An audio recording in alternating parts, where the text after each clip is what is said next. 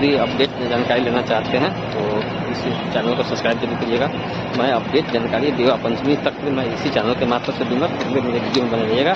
मैं दीपक उनके मंदिर में आप भी जो देख रहे हैं विवाह पंचमी के उत्सव के चलते आज इतना साफ सफाई हो गया, पंडाल भी लग गया है। और आप जो देख रहे हैं मैं वो अभी मंदिर द्वारा है, अभी मैं जा रहा हूँ मंदिर के भीतर में प्रवेश कर रहा हूँ और मंदिर में आपको दिखा रहा हूँ विवाह पंचमी के उत्सव की तैयारी किस तरह से हो रहा है। तो अभी तक मेरे चैनल को सब्सक्राइब नहीं किया तो सब्सक्राइब करिएगा।